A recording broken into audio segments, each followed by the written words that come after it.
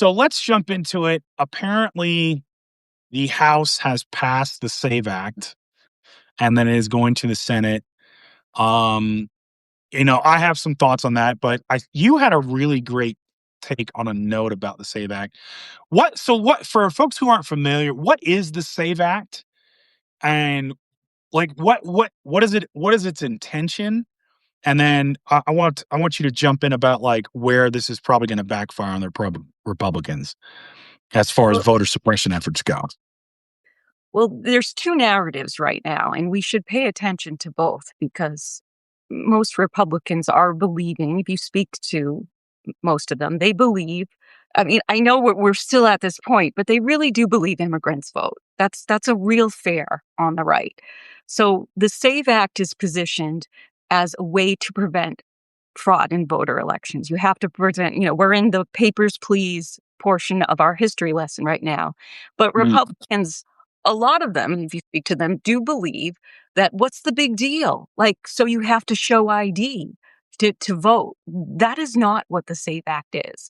The SAVE Act, it will greatly impede mail-in voting because it requires all this paperwork to be in place beforehand. But the real hubbubaloo about the SAVE Act is that it mostly affects women. And it mostly affects women because your marriage license has to match your birth certificate. And as we know, most women, a lot of women, I would say, I'm one of them, took their husband's name when they married. And there's a lot of misconceptions. I see, a lot of people will say, oh, you can use your real ID. That's not true in 44 states.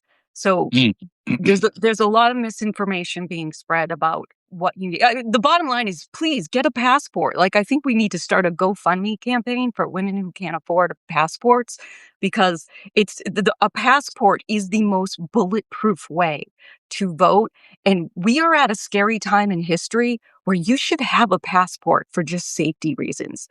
We might be carrying our passports on us. But a real ID does not prove citizenship. Now, that may change, but currently, as it's structured now, a real ID does not prove citizenship.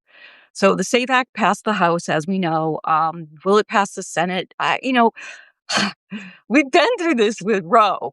Like, it doesn't matter if it passed the Senate or not. They're trying. And the fact that they're trying says a lot. And there's a lot of little underhanded things that Republicans could do to push this through. They could carve out exceptions. They could hold other things back until we pass the state. I mean, there is clout on their side. So we shouldn't just throw it off and go, oh, that will never pass the Senate and the filibuster and all that. Great. That is true. But we should always be on our guard and have a plan B. And that plan B is a passport. I hate to give that advice because I know passports are expensive, but everyone should have a passport by now if they want to vote, and they should definitely want to vote. And that's part of it. I mean, that's part of what it is it's a poll tax. And that's why what a lot of people didn't understand about a poll tax, is back in the day, they would, especially in the South in Jim Crow and during civil rights, they would put a fee in order to vote. And so then that got outlawed. And what voter ID did was basically institute a poll tax. It was just like, oh, you got to have a driver's license. But, and everyone's like, oh, well, what's the big deal with that? It's like, well, not everybody drives and not everybody needs an ID, like a driver's license. And in order to get one, you have to pay for it, Yeah, right? Because driving, quote unquote, is a privilege, not a right. yeah, And it's the same thing with what they've done is they've basically taken the voter ID poll tax and they've upped it, because instead of paying like, I think when they came out with it, when I was in Tennessee, it was like $15. I'm not sure what it is now. Um, but I did just have my passport renewed late last year, and it was several $100s. oh yeah, Like it wasn't cheap. And that was just for renewal. I mean, mine was out of date because it went out of date during the pandemic, but I think I was like 6 months shy of like crossing the line where I would have had to do everything over again. yeah. So I went ahead and renewed it. But I mean, it is not cheap. And so if you are a person that is living paycheck to paycheck, if What are you you are gonna do? yeah, if you're a single mom working 2 or 3 jobs, and you're lucky if you have 20 extra dollars, let alone 2 to 300. Yeah. I mean, the calculus and is, well, we're just not gonna vote, Yeah. right? And Or yeah, go yeah. ahead. You made me think what about the poll text about the economic consequences of this. What I don't hear a lot of people discussing is this really pushes the burden to states because Yes. whenever there's bureaucracy, there's people involved and that costs money. So it really does push everything to the states. And haven't we learned by now not to do that? Well, and again, but that's I think part of that is the point because what MAGA, like these fascists have done is it's not just concentrating power at the top, but it's also destroying government apparatus, whether at the state level or whether at the federal level, in order to let the oligarchs do whatever they want. And Yes. so and I think there's I'm cynical, but on this because of what they did with Roe, I think there's a very good chance it is going to pass the Senate because the calculus now is Trump is so underwater and Republicans are so underwater. The only chance they have to really come out of this better than they would have in the midterms is say, well, we can't cancel the election, so screw it. We'll just throw a wrench in the whole thing, and yeah, it's going to affect us, but oh well, you know, like it's the equivalent of let's flip the table, you Yeah. know, and then as we're trying to set up the pieces back for the game to finish it, it's like, well, no, I was over there. Well, it's that kind of thing. Yeah. And so I think, yeah, I think, and if you look at what they've done, they didn't renew the Voting Rights Act. Yes. They've gone whole hog on gerrymandering, all the shenanigans they did in North Carolina in challenging every single election that came up. Yeah, I don't see suddenly Senate Republicans saying, "No, this is a bridge too far. We can't mess with our elections." Yeah. Yeah. And I when I first my knee, most people's knee jerk reaction is they're not going to do this because this will hurt Republican women, which, on the surface, it does look like that. So I dug into the data and it actually surprised me. The difference between Republican and Democrat women having a passport is actually very narrow, something like 38 versus 43. And so, Mhm. we need to reframe this. This is not an attack on women. This is an attack on poor people. That's Yes. this is an attack on, and it will affect everyone, men included. Oh, absolutely. It is absolutely an attack on poor people. 100%. And anytime you have a poll tax, because they know people are going to be outraged. The economic indicators are terrible right now. They're showing no signs of getting better by the end of this year. So people are going to be outraged. And then, like a lot of people who, because I had friends that hit me up in 2024 that weren't politically active, and they'd say, "Hey, man, I want to vote for Harris. How do I do that?" And I'm like, "Dude, the deadline in your state's passed. Yeah. Like, it's you can't." And so that's what's going to happen is you're going to have a lot of people showing up like, "Oh, well, I voted in the presidential election, so I should be good to vote in this." And their mail-in ballot's not going to get counted, or they're going to show up to the poll and they're going to say, "Yeah, I'm sorry that ID it's not valid because it doesn't, match Yeah, your, there's gonna be a match lot. this." And, And you're going to have go ahead. I'm a small town, so I don't experience lines, but I feel for people who do. Imagine you're just getting out of work. You can't most people those people who work, they do mail in, Democrats overwhelmingly do mail in vote because we tend to skew younger. But imagine you've just worked a hard day and there's a long line. There's a really long line and you don't have the right paperwork. Let's say it's something small. It could be a middle initial that's off. Yeah. You're sent packing. Maybe you don't have, your birth certificate notarized. Has to be notarized to be like a lot of people think they have a birth certificate. You can't use it unless it's notarized. So you get sent home and you just waited in line for an hour. What they're basically doing is they're trying to make voting so painful that Yep. people, as you know, Trump said, vote for me and you'll never have to vote again. He's delivering on that promise. Oh, 100%, because it's a you can look at the data. Republicans do better when less people vote. And Yes, so one of the exactly. ways they get less people to vote is they make it hard. To your point, they make it harder. They make it an ordeal. Yep. Because there is we contrary to what people think in this country, you don't have a right to vote. You don't. Like, where I'm talking about in the right, where the government has to create a system where your vote must be counted. That's That true. I doesn't never thought of it that way, but you're right. Yeah, it doesn't exist, right? They basically say, "Well, it's up to the states," right? And then we had laws like the Voting Rights Act that kind of said, "Okay, well, you have to follow this, or you have because you're this, or whatever." But it's not like Australia or other democracies where it's like, no, everybody has the right to vote, so therefore the government must make allowances for your vote to be counted, enough polling places, enough ways to vote, ways to get your vote counted.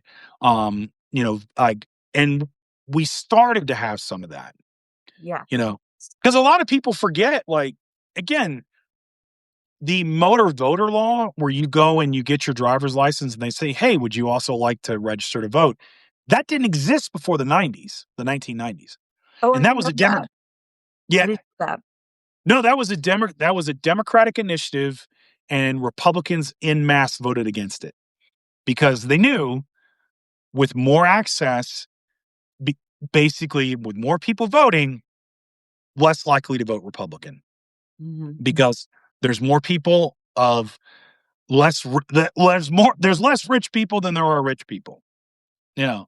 That's a good way to So, put. yeah, and so I I'm fearful the SAVE Act will actually pass the Senate. I don't see it being voted down because just looking at the cynical calculus of it, Mhm. it's in the Republicans' best interest to go all out because there's so far nothing has I think there's this hope that they're like, "Oh, well, this Epstein drop's gonna people are gonna just wake up. They're gonna say, oh, this is a bridge too far.' No, they're not. They're gonna see this train with Trump to the bitter end, and then they're gonna try to put in JD Vance to keep driving it. You Yes. know, Yes, and and, th- there's so much hypocrisy on that because here he is. He talks all the time about crazy cat ladies and how, the trying to get women, basically to have children at a young age when his own wife didn't do that. It's like, I bet they have 10 cats at home. I wouldn't be surprised. It's such hypocrisy, but this is what they do. They pit us against each other, and then, they steal from the poor when we're fighting each other. It's the oldest trick in the book. well, and I'm kind of upset by that because I feel like that's misandry because I am crazy and I also have a cat and I am single. Where is the crazy cat men in that Right? calculus? I want to be represented, Yeah. JD. Like, come on, man. Yeah. I Have expect better from well, no, not from him. I was gonna Have you say from read, I just started reading it last night, so I'm not well versed on it yet, but I started to read the Saving America from, Heritage Foundation, the part 2 oh of my god. 2025. And I have to tell you, it is if you thought Project 2025 was frightening, it is it basically puts in all the economic, um, benefits for women who have children at a very young age. There's a government spending child tax credit in there where it gives you a 3-year compounding interest on, but only if you marry before the age of 30.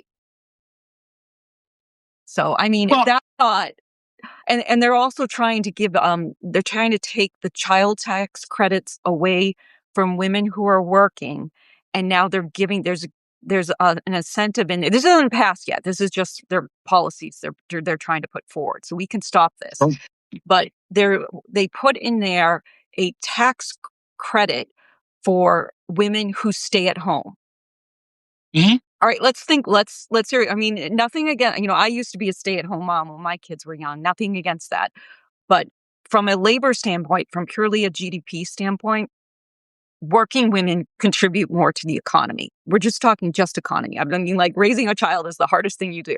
It's a huge contributor to society, but to the economy, working women are who contribute to the economy. So if you take that tax credit is to subsidize working women. It's not for a lifestyle choice to stay at home and, be a single. How many families can be a single family earner household? This again favors the rich. That's who Mhm. it favors. And what happens when you subsidize women who stay home? What you're basically removing them from the workforce, and again, that's going to hurt men. It's going to hurt everybody. So I just constantly, like, I don't want. I see a lot of the narrative where we don't want to be pitting women against men on this, because yes, Mhm. they're attacking women, but the end result will be to attack men. I mean, I always use the example of the Middle East. Nobody can vote. Women can't vote in the Middle East. Do you think the men are happy there? Do they have a harem? Like you gotta be. And remember, Trump really admires MBS. He does. You know. Yeah. So Well, and that's I mean, that in the society of Saudi Arabia, I think it's their illiteracy rate is I think it's like 60 or 70%. It's really high. And yeah. so it's like there is no middle class in Saudi Arabia. Yes, you There's like take away one of the best things MBS did, because he's very progressive uh, you know, for yeah, his time, is he let them drive. I mean, he yeah. understands the economy is driven by women participating into it. Now, how much he lets them participate is very interesting to watch, because, the people at the top are controlling most of the policies that they put in place. But, we don't want that type of situation. We don't want women dropping out of the workforce. That is very bad for the economy right now. Well, and I mean the other thing too is the difficult thing you're that we're the thing that the crux of this, what we're running into now is there is this if you look at this as sort of an extinction burst, right? If you're familiar with that term, Mhm. um, that of fascism, conservatism, this pie in the sky 1950s America that everybody like that side seems to want to return to. Mhm. That we're there in a feasible path. Like let's put aside the ethics of what they're trying to do for the moment. Just in feasibility, just in terms of actually being able to implement it. You can't. You can't. It's an Economically, it's you can't go back. it would be such a disaster. But that doesn't mean they're not going to try because Exactly. you either have like you can all there's basically three archetypes on this MAGA fascist side. One are the cowardly enablers that just want their little power and they're like, "Oh, this is my team. I'm going to go along with this." And and that's it. And but the people at the Heritage Foundation, like the Russell Voigts and the Stephen Millers, and everybody has a little mix of these three archetypes. But the second archetype is the ideologically driven. That's who these people are. So Yeah. they're taking this fascism and they're like, it's this notion of here's the ideology. When we reach this end point, it's going to be this glorious society where men have the power again and women know their place and like ethnic minorities know their place and yada yada like it was in the good old days. Mhm. But and the third one is just the grifters and the criminals and basically the scum. And so Yeah. like Trump is kind of all like Trump is It's all great. yeah, he pretty much he's just the worst attributes you could think of. But but that's the problem is you you're you look at any ideologically driven movement to the point that ideology went past reality. And You look at National Socialism, the Nazis, you look at the Italian fascists, you look at the Cultural Revolution under Mao, you look at Pol Pot in Cambodia. Like, all these ideologically driven movements all are just destructive and destroy their societies.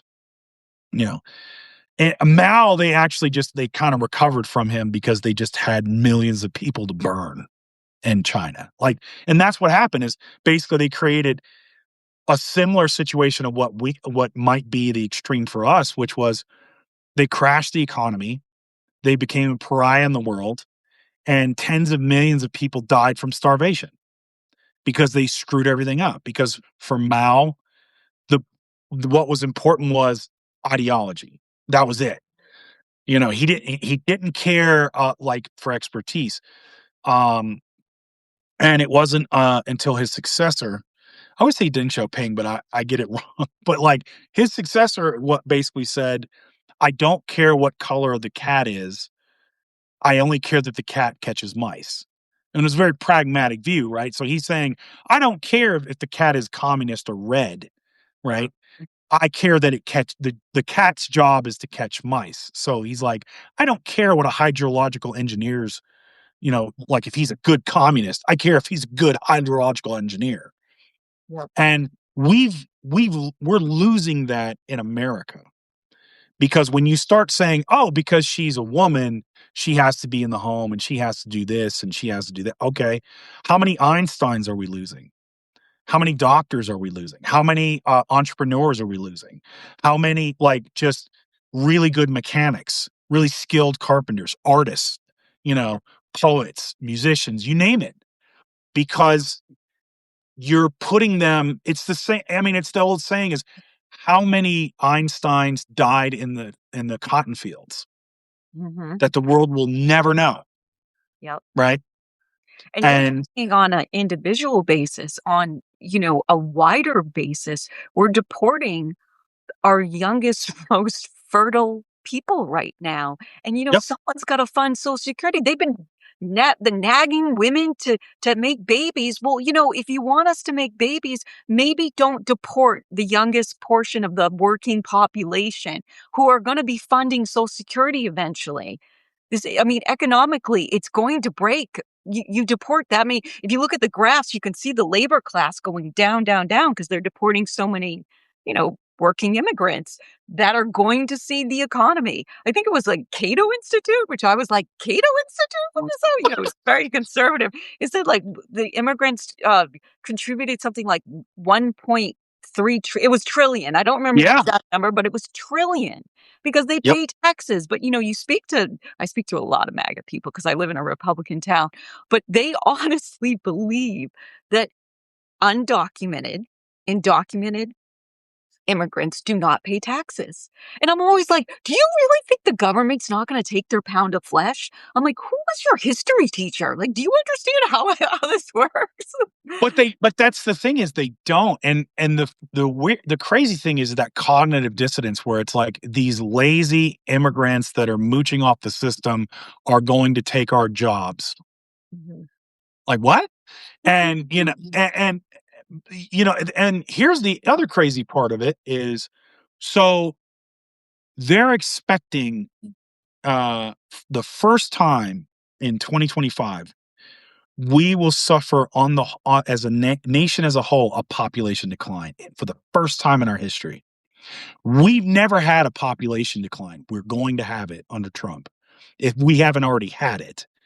And so but again, it's that ideology. It's like we need to have more women need to have more babies. What they're saying is they need to have more white babies Yes, exactly. because they talk about the great replacement. They talk about, or they use the Nazi policies of re-immigration where they want to kick out all the immigrants and then say, well, then you have to reapply, which basically the subtext is we're just not White. going to let you back in. Yeah, only people from South Africa, yeah, will come in. The white Right. people. And I mean, what people, I mean, just even from a functional standpoint, right? Again, taking the ethics out of it, but just from a functional standpoint, if you're like, oh, I don't really like immigrants, I don't like multiculturalism. The thing about that though is when you have a diverse team when you of people from different backgrounds, but whether that's ethnic, gender based, socioeconomic, geographic, regional, whatever, you are able to look at and solve problems in ways that you wouldn't have known. I mean, I've No, learned this in aviation. I've learned it in entertainment. I mean, I'll have to especially in send you I gotta send you a study on it. It says exactly the same thing. It was a right. study that found that people who have diverse friends from every different ethnic, religion, background, their brains were actually, I mean, they put them in an fMRI scan, and they found they had a more creative problem-solving brain. So, Yeah. I mean, there's data that's backing up what you're saying. I mean, I one of the reasons I got to be a really good operations manager so quickly was I worked in different stations. I mean, I think it was about like 5 or 6. I worked in LA, Philly, Detroit, DCA, in a and I started in a small city, Tri-Cities. And one of the things I picked up that was really useful is a very simple thing, and I won't get into it, was at a smaller station in Detroit. And I took that with me to LAX and I said, we were failing in one metric. And I said, hey, why don't you do this in the morning? And it turned it around and shot it up, like, but like we were killing it. Mhm. But again, I learned that from a guy whose background was at first he was a aviation mechanic manager. And so he approached it like that. I was from an operations background, so I didn't have his kind of training where and so he showed me one little thing, which is checking the maintenance book and looking for this. I was like, oh, I can do that. Mhm. Wow. Okay. You know, Magic or happens when you're outside your bubble.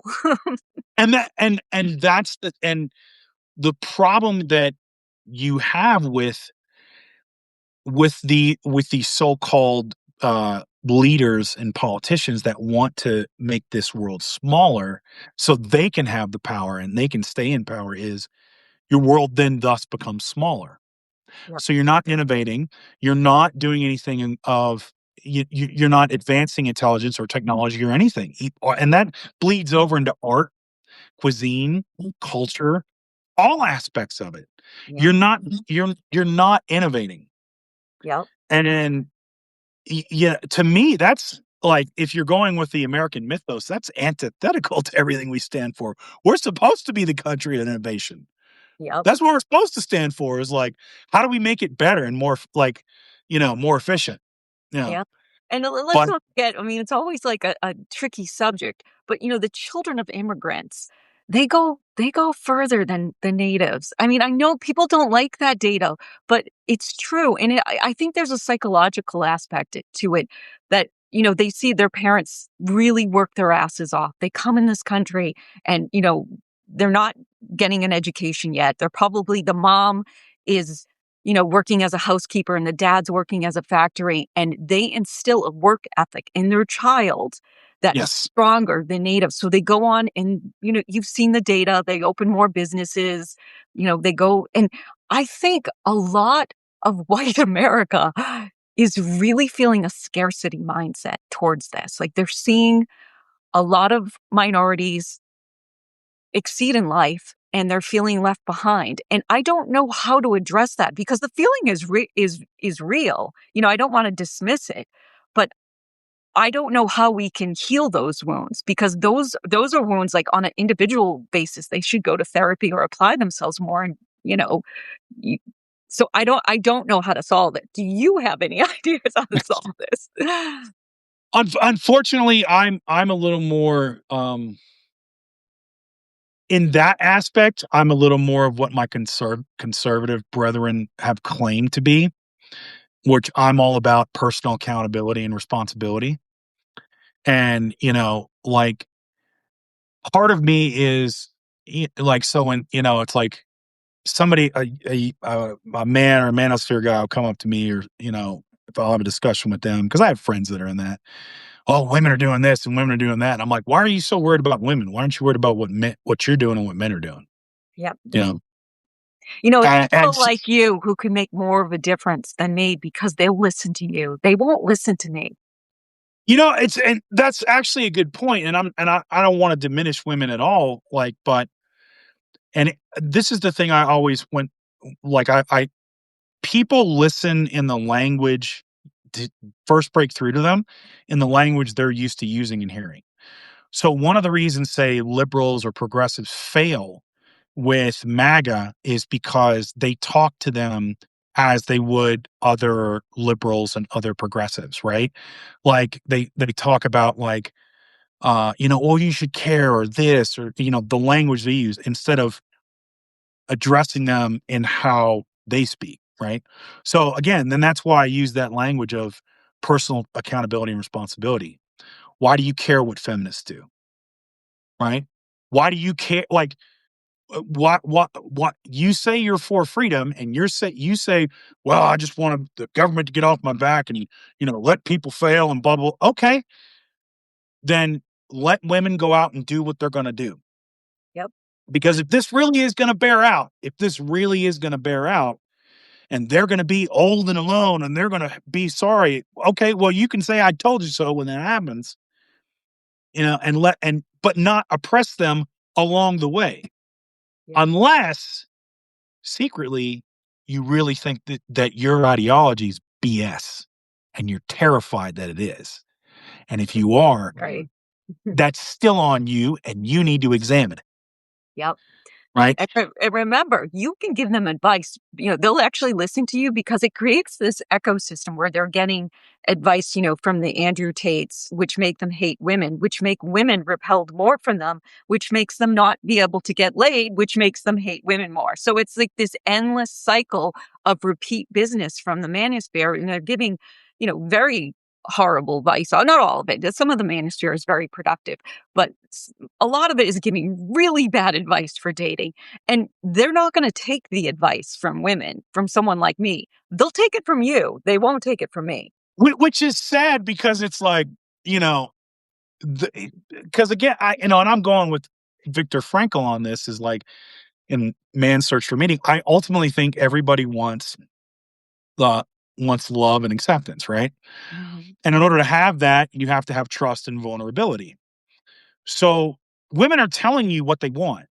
They're telling you, Loudly. you know, yeah, they're telling you what they want, but you're not listening to it. You'd rather listen to some jackass failed kickboxer with a sword, Mhm. which is absolutely ridiculous, telling you to get on gear and all these platitudes, which he's just trying to take your money.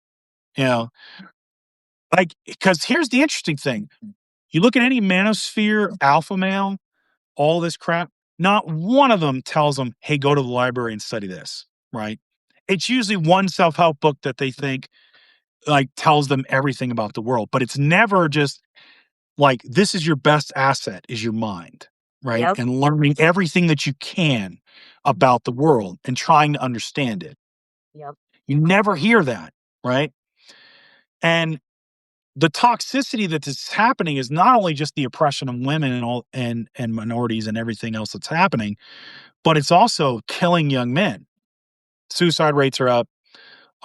You like more young men are like, I mean, even in their teenage years are using steroids to try to achieve this impossible physique. I mean, it's And why women you don't see care about that. We, right? no, Yeah. no. And to your point, they get mad when these women don't care about it, Yeah. right? And so, but again, rather than looking inward and rather than taking accountability, rather than trying to see it for like, hey man, is this wrong? It's like, oh, well, they just want money. Oh, they just want a tall guy. Oh, they just want this.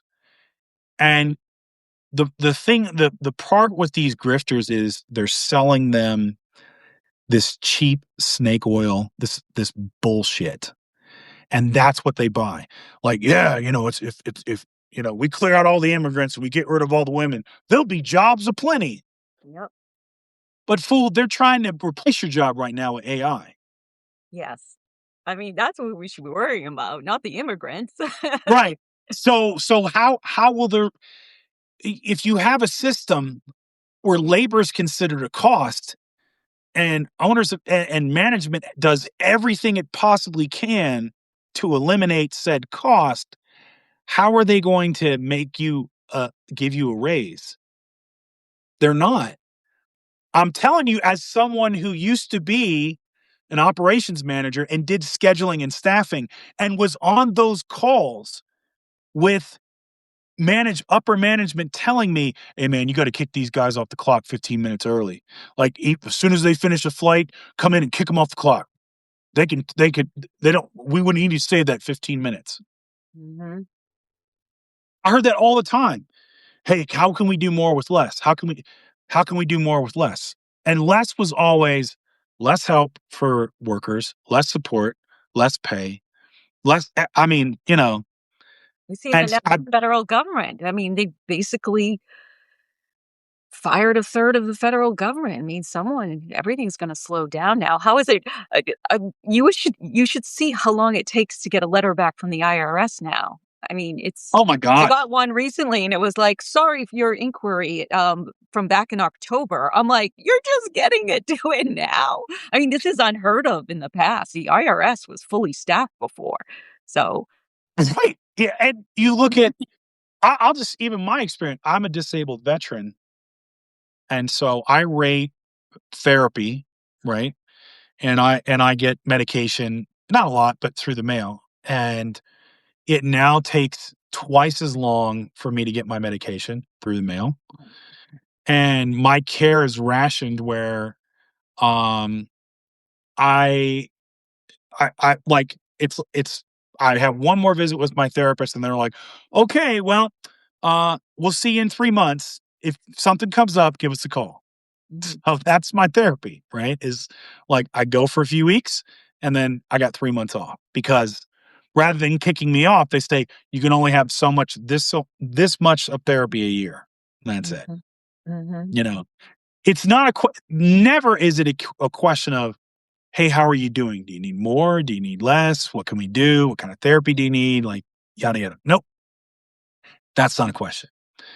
And I think I think, but if there's a sign of hope, and I don't want to be too doom and gloom, I think we're starting to see people wake up in the sense of it's going to be us versus them.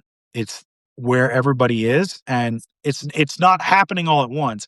And there's going to be a lot of diehard MAGA that are going to go all the way with it, right? And they're going to believe the lie because it's too psychologically damaging to go like, "Oh my god, I've been tricked at this scale."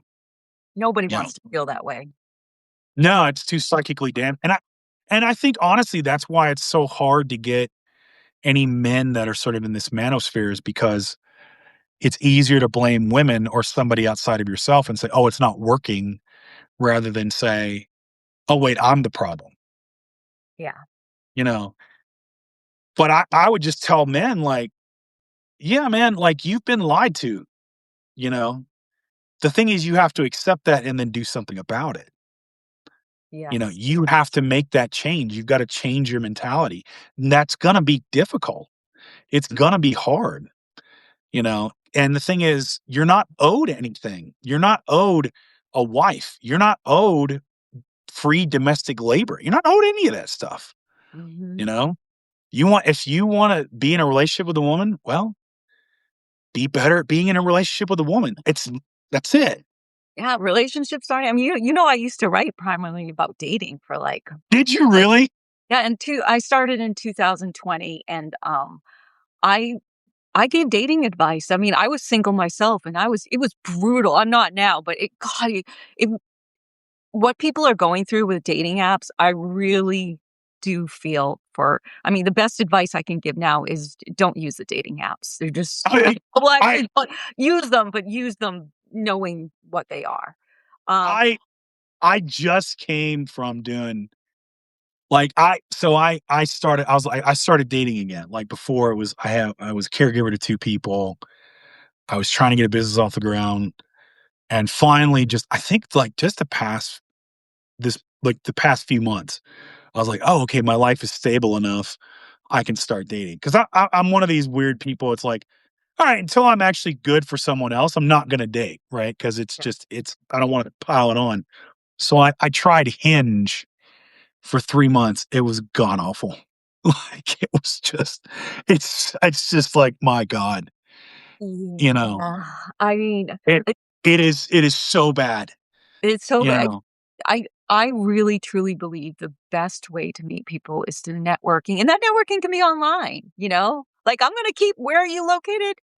What state are I am in, Denver, the Denver Denver. area. If I hear of any single women in Denver, you know, but seriously, I mean, the best way to meet people is through other people because It you can vet them, and that's at least a starting point. I'm not saying that it's, you know, foolproof, but it's a starting point versus dating apps. This whole swipe mentality, it's too transactional, and love isn't transactional. Love takes sacrifice and commitment and being unselfish, and dating apps are the absolute opposite of that. So, you know what it you know what it is? And this I was thinking about this recently. This is what I think it is so, back you're closer to my age, like, back in the day, um, in order to like, I'm talking in the '90s when I came up as a young man and we started dating, it's like, this is pre-internet, pre-social media, pre all that. You found out where the women were gonna be for the most part on at, like, a given night, and then you went there, and then you had to strike up a conversation with a woman face to face, yeah. and hopefully there was some mutual kind of chemistry going on, and you exchanged numbers, then you went back to your spot and called her, and she had to literally physically be in the same location as the phone you were Yep. calling if you Yep. got a I number. remember. I'm old enough to remember those days. Right. Then you talked to each other, and then you made arrangements to meet on a separate day, you Yeah. know, without texting. We're going to meet at this spot. Right. Yeah. And then hopefully, if things went well, a number doing the basically the same thing repeatedly, you'd be in a relationship. Right. And I think that may have, while it was harder, I think it worked because it was like, one, you knew there wasn't this like unlimited choice, right? Because that's what like online dating does for you is it gives you the illusion of this unlimited choice, right? There's just so many fish out in the sea, because you could just swipe. But the other part of it was you had to make a significant investment of time and energy when you met that person. Like, you got dressed up when you went out, you had a conversation, normally longer than 15 minutes, right? You might chat somebody up for 2 hours, you know, and then you talked on the phone, and then you met. So there's that investment. So you're already invested in this person, and you're like, I like them. I want to see where this goes. Whereas, online, it's you always have this fear of something might be better, where it's like, because I've had this experience where I'll match with a woman, and then I get the interview questions, and then it's like you feel like you hit the one snag, and it's like, nope, and then it's done, and they're moving on. And I think where people get frustrated is you're like, oh well, he's like 80% there, but I know I can get 90 if I just keep going. But then you're not going to get that.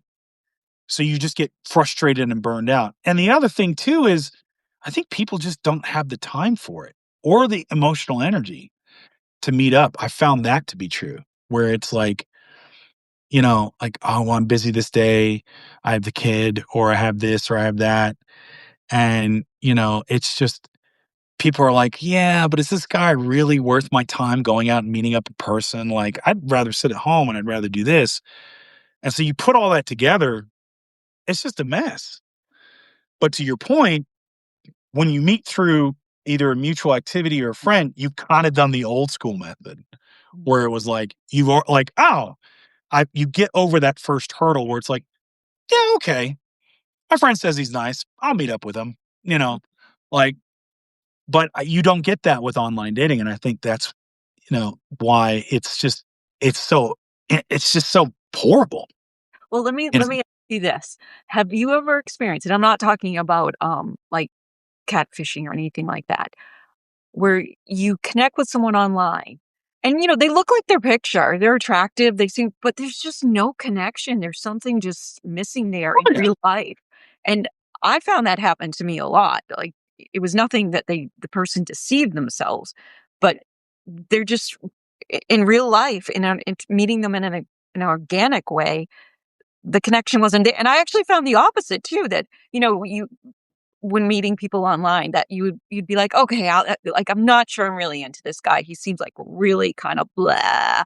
And then you speak to them and you get to, some people are slow burns. Everyone forgets about, like, we're moving like the speed of light. Some people take a while to open up. And those people, those slow, conscientious people, are getting pushed out of the dating market because it rewards people who are slick. It rewards Yes. narcissists. Yes. I am very much like I am a slow burn and an acquired taste, and I'm okay with that. Yeah. Mhm. Fine Like, wine. yeah, same, right? It's like I'm very much the slow burn, the acquired taste, and but I mean, yeah, and so it's yeah, and I've had that. Yep. Yeah, I've had absolutely what you're talking about. I've matched with people and been on a date where it's like, "Oh my god, she's like super attractive." And then you get there and you're like, "Oh, yeah, we don't have nothing. There's just like Yeah. there's no chemistry, and it happens. It's nothing wrong with her. It's just we just don't click, Yep. you I mean, know. we've gone full circle, but if this government wants women and men to have more babies, they should get us offline. They should bring back associations and ways to meet people in spaces where you see this more in Europe, where there'll be spaces that people can congregate and walk around and, just meet people in physical person. If they want us to make more babies, they should really kill social media. That absolutely like a public commons or more, Yeah. which our society has done everything they can to get rid of and privatize. So it's just you feel like you can't go anywhere because you got to pay for it. Yes. There's no free space to Mhm. kind of just go anywhere. And the other part of it is too is just if you like you want women to have more babies, it's like okay, well you're going to have to financially support that. Yes. I mean, to your point, they're trying with the tax cuts, but it's like, okay, but and this is how they don't like poor people is all right. Where's the spaces for like where's Head Start for women that you know Mhm. like school lunches, better school lunches, or better public education, or but or helping them with the healthcare cost, or maternity leave, or you know paying a mother her first 2 years. Yep. And I some mean, European countries do. you see that in Nordic countries, and Yeah, the data is there. When women are given more child tax credits, they have more babies. So if you want us to have more babies, make it economically feasible. Look at all the Nordic countries. When they give those tax credits, their fertility rates don't go down, they go up. right. But we seem to think but again, it's this mentality, and I saw it in corporate America where it's like, we're going to get better outcomes with giving you less. That's And exactly the policies that are being put in place right yeah, now. it's Yep. it's it's the lean. They called it the lean mean concept, but it wasn't lean and mean. It wasn't about being effective and more efficient. What it was just let's just cut and then you guys figure it out. And eventually that doesn't work anymore. Yeah. And then and the worst part of it is you're not prepared for you know you are not prepared for when disaster happens or the outliers, right? Yeah. You know, like, because the big thing I'm concerned about is the snowpack in Colorado and Utah and the western state, basically everything west of the Continental Divide. And if winter doesn't pick up soon, or we don't have a really wet spring on top of it, wildfires are going to be a huge issue. Yeah. And so like It was right cut. now they're It was cut yeah right everywhere. now yeah and right now they're messing around with like all this other stuff. And this is the other thing I want folks to be clear about is every time we have to argue about the Epstein files, or every time we have to argue about norms and everything else, what we're not doing is talking about bigger problems that are on the horizon. Yep. We're not talking about climate change. We're not talking about infrastructure. We're not talking about like public schools or where we're spending our money or, the national debt. We're not really talking about any of that stuff. Mhm. And so that's also something they're taking away from us. Yes. You know, Which is and now ironic you want to because take women away from us who are smart and because women are getting more degrees. yep. You know, Do you know what the speaking of degrees, the only job factor growth right now is in healthcare, and they're insulting nurses left and right. My niece was planning to go for her master's, and now they're telling her that's not a degree anymore. I don't know, maybe if the healthcare sector is the number one growth factor right now, maybe we should treat women who are entering them a little bit better. that honestly, that right there is just in a nutshell of like it's this you like the Donald Trump sort of that that sort of baby boomer, not all baby boomers, but like that sort where it's, dude, do you think you're going to live forever? Mhm. You're going to need these healthcare workers. Yep. Like you're going to need them. And so, and again, it's going back to that.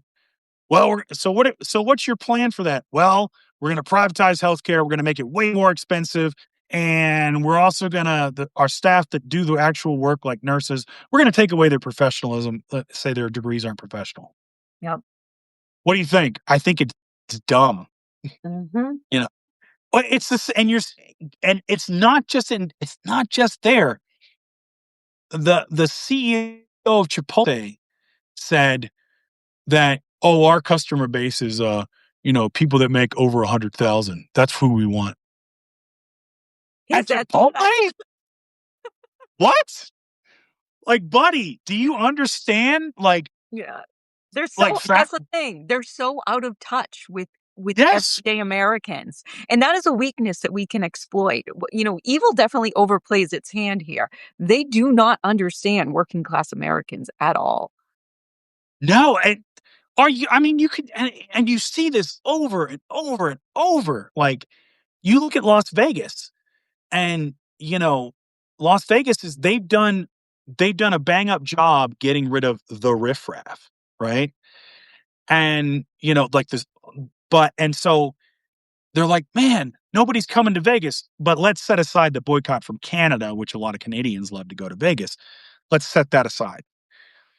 The problem is, like, Vegas is not Vegas anymore. It's based like part of the allure of Vegas was you didn't have to gamble. You could be on the strip and you could just walk from casino to casino and you'd see all kinds of wild stuff, right? Mhm. There was a hint of safe danger to it. And so part of the bargain was you'd go to Vegas, you knew you were going to go broke, but you'd leave like you were entertained. Mhm. Now you go to Vegas and you're like, "Oh, they just want to pick my pocket. They wanted me to pay for a $60 steak that tastes like, a $10 chuck steak. Mhm. I'm out. I'm not going to that." I haven't been to And Vegas in a while, but it I've sounds gone I've gone in the past few years for, like, business meetings, and it has gotten worse year over year. And it's gotten deader year over year. And it's because a lot of these executives in these casinos are, it's just you feel like, and I hear this over and over, you feel like you have to stay in your room because you're gonna get your pocket picked. And so why would you wanna go to the hotel room and you bring snacks with you on the plane and you sit there and like, "Boy, isn't this fun?" No. mhm. I could go to a Best Western in Topeka and have a better time than that. Yep. So why would I go to Vegas? Head to the Bible Belt. Right. It's like, at least in Topeka, I'm gonna get a good diner, Yeah. and I might see some stuff, but it's like, but that's it. But that seems to be the mentality in corporate America now. And with the oligarch class is like, hey, we're gonna give you crap outcomes and you're gonna like it. And we're gonna hoard all our money. Yeah, that's not gonna work, dude. Yeah. Like, Because it absolutely. because that narrative isn't getting through to the MAGA right. They still think immigrants, women are the problem, and I don't know how to cross that divide and get through to them because the I narrative be constantly saying, as this is the biggest transfer of wealth we have seen since the Gilded Age. Oh yeah, and I think the answer is not to try to get through to them. It's to try to coalesce and form a real movement of people that are being disenfranchised from this, right?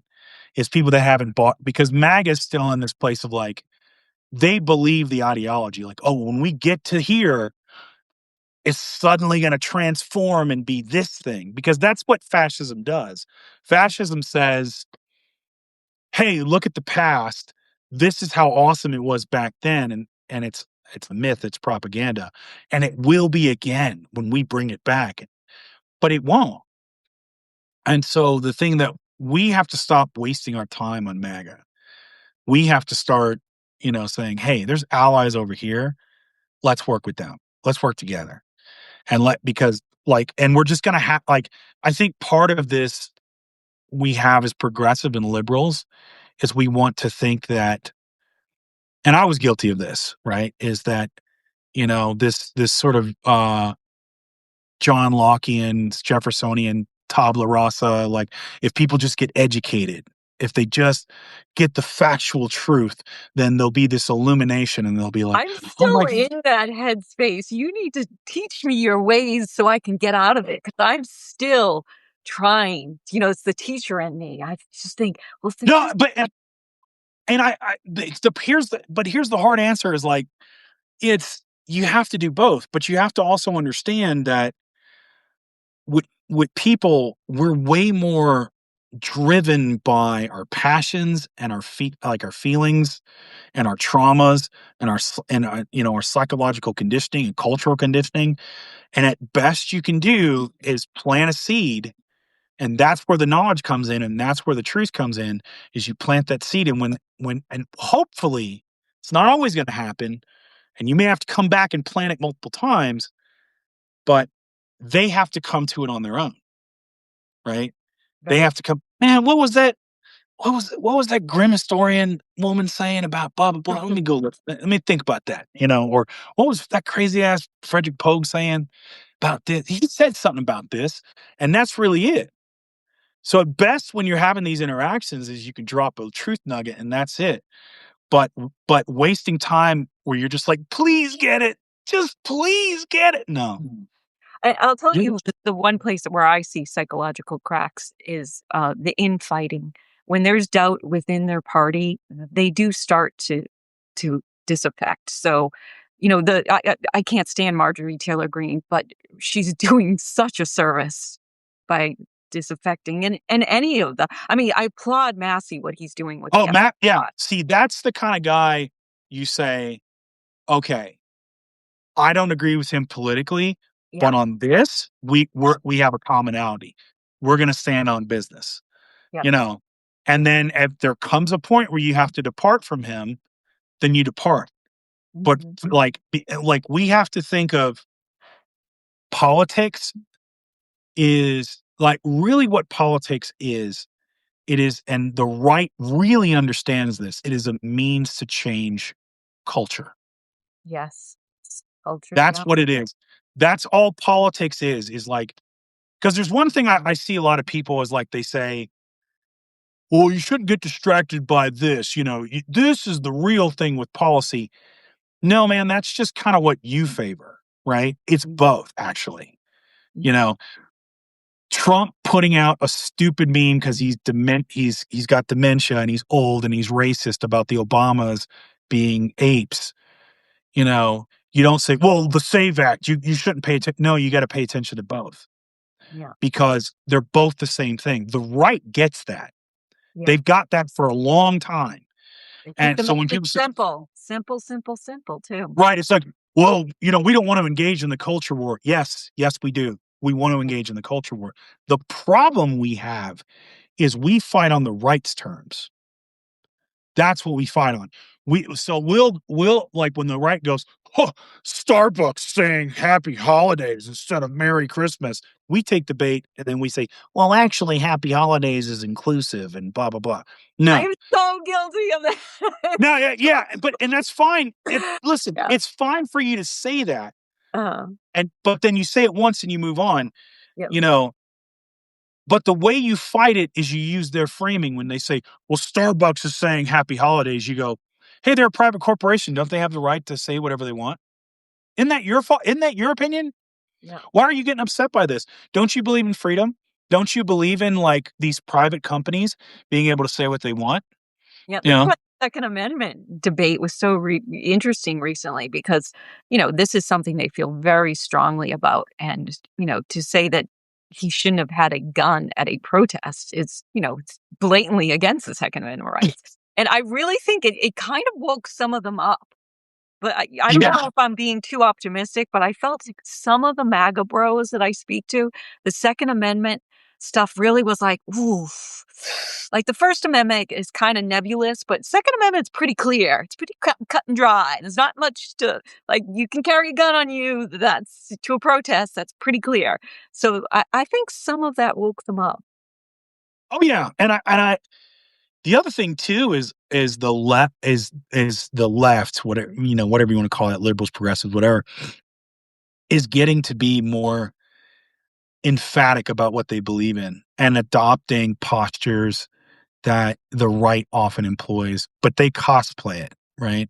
Hmm. Um, where it's like, oh, like there was a article that just came out recently where it's like it said liberals in Minnesota, like registered Democrats, are taking more gun classes and they're getting their concealed carry permits in the wake of everything that's happening.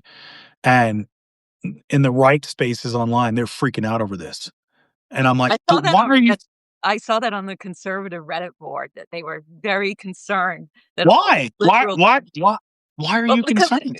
because they think this is what I'm just spitballing, but I think that they think that we're headed towards civil war, which I don't think we're headed towards civil war because civil war would be disastrous, and you shouldn't even entertain the idea of a civil war.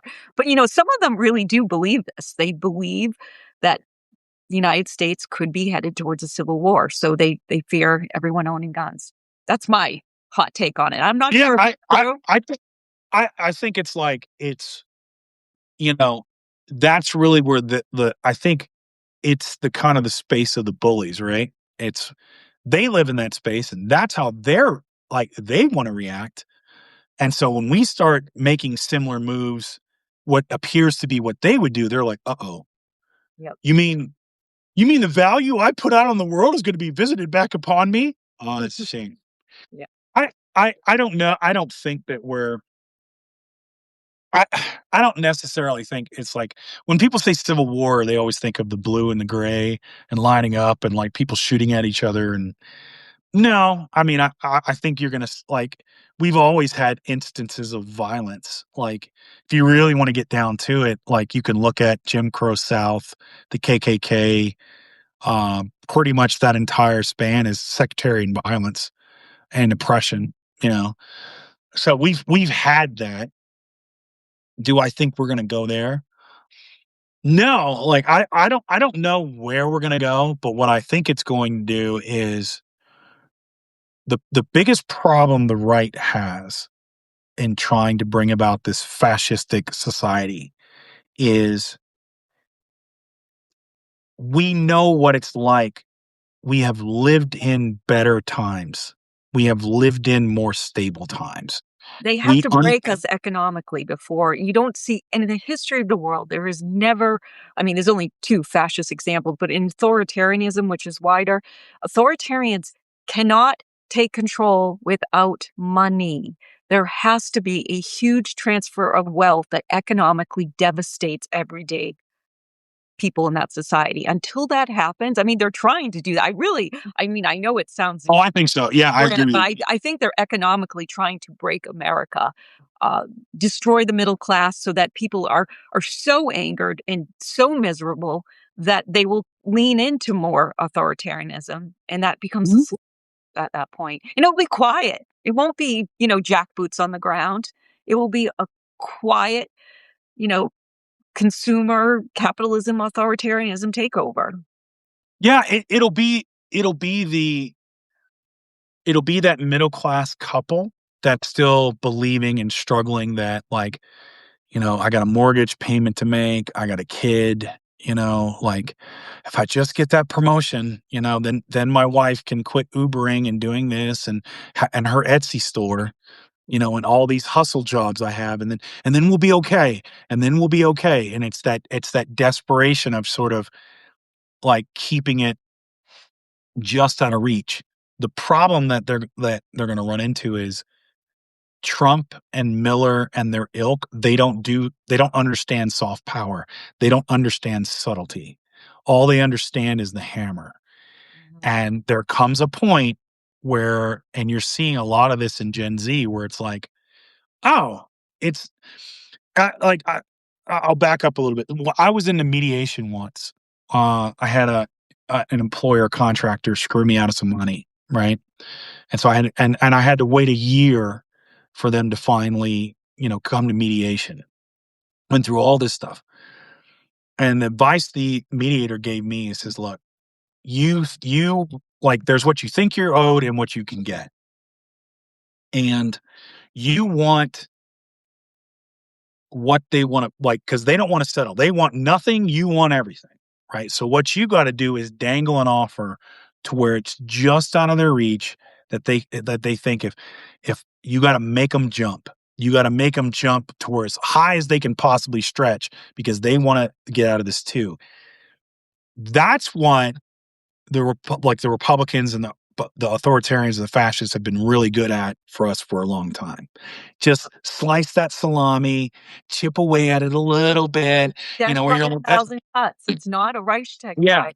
The- You know, What they pulled back the razor blade, and now they're like, oh, we're just gonna chop off your arm. Oh, we're gonna, your kids are gonna starve in this. And so it's gone from little cuts to wham, the hammer's like, I'm gonna break all your fingers and do this, blah, blah, blah. And eventually, like, people are gonna be like, oh, okay, I've got nothing to lose either way, then I'm gonna resist. yeah. You know, like, if I have no hope of getting a house and I have no hope of a job that is gonna be able to like, whether it's through education or hustling or whatever, to even just afford a comfortable life, then screw it. I'm heading out to the streets. I'm rebelling, you And, know? and that is a big difference between, you know, 1930s Germany and us. 1930s Germany could easily fall into a dual state because there were lives that were mostly not affected. They went about their days, they went to the bakery, they went to church, the courts ran on time.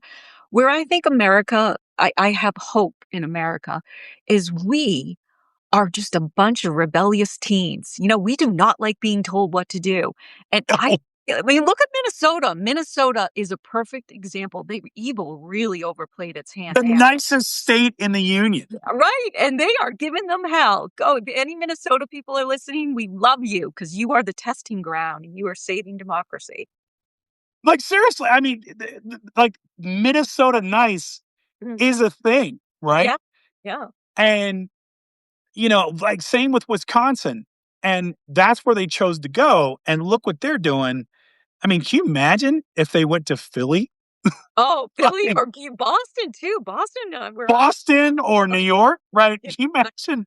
it's like, Like, I mean, I don't wanna see them try, but it is gonna be curious if they do, because I'm 10 minutes from one of the biggest ICE concentration camps in Burlington, and they just started shipping in all those they're now black. They're black Ford Explorers in our area, and I just most of our immigrant population is Massachusetts has a very large immigrant population that seeds our economy. If you ripped out our immigrant population, either undocumented or documented, we will suffer greatly economically. So I wonder if they're going to take a little bit more of a scalpel approach with places like Massachusetts and Philly and not use force and use economic force where they oh, I start. think so. Yeah. I think so. I mean, the thing that kills me, and again, I know it's the racism and everything else, but I've thought about this, like, the Somali population in Minnesota.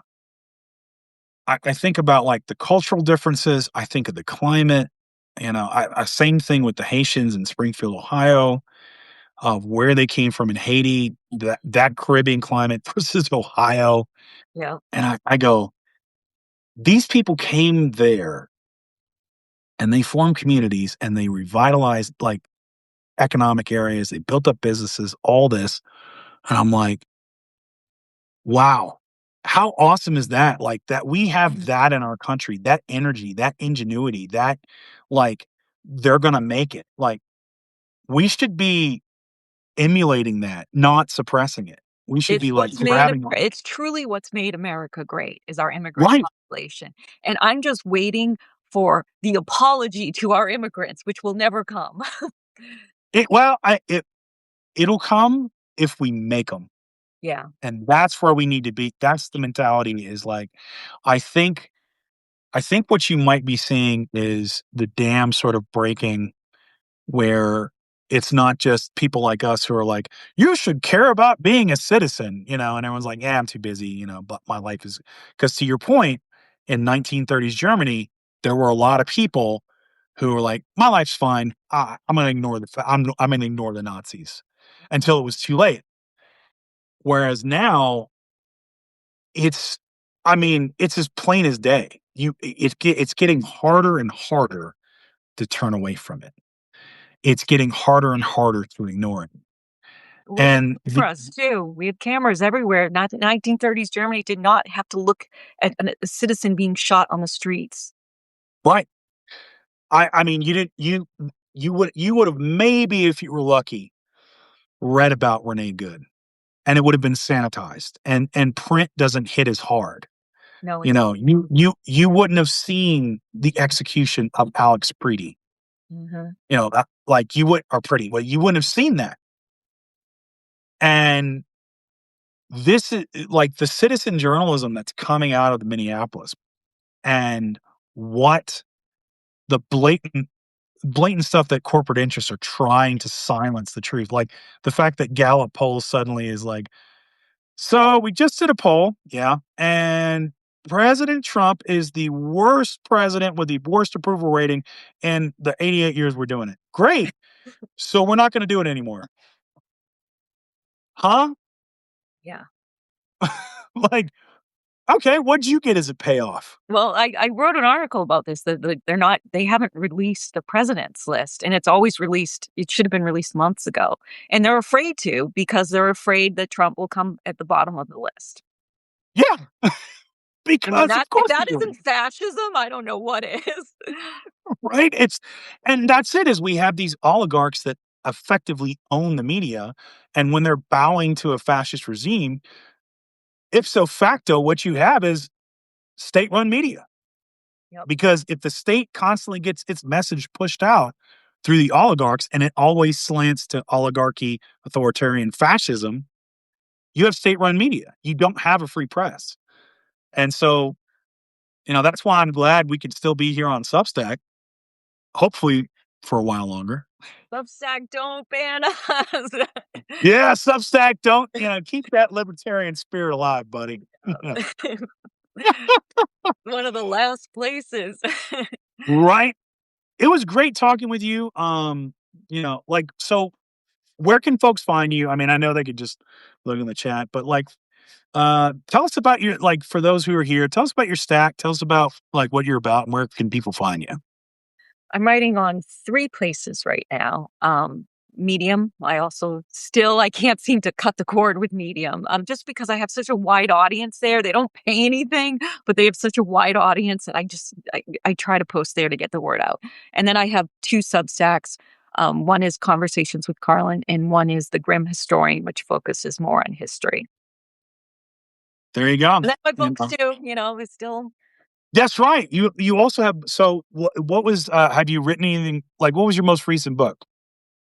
Let's see. The recent one was a diversity book, so it did horribly. It was called 10 out of 10. My next book is a diversity book too. Yes, I'm that idiot who keeps doing diversity books, and I keep No, we need that. We need that stuff. So, and you know, and people in watching this now need to go check it out. well, You know, I truly believe that there will be a backlash against, especially with the DEI initiatives. There's going to be a huge backlash where we're going to be coming because they try to frame DEI as hiring when it has nothing to do with that. But there will be a backlash, and you will see my diversity books will start selling when that happens. The libraries will be like, "Sorry, we pulled your books from the shelves."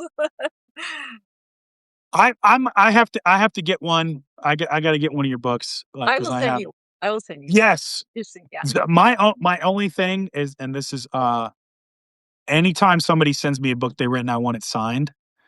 I will. So I'm bad at that. Whenever I send a book to a friend, they'll be like, "You didn't sign it," and I'm like, "I don't know. It feels weird." I've 13 books, and I still feel weird signing them. the reason I had a friend of mine, Ches Pazienza, and uh, you know, we got to know each other through politics back when I was he did a show with Bob Seska, and I bought his book Dead Star Twilight, and I used to give him so kinds of shit. It was about him and his heroin addiction. And I used to give him all kinds of shit about, man, one day I'm going to get you to sign it. One day I'm going to get you. He's like, oh, fuck off. Fuck you. Blah, blah, blah.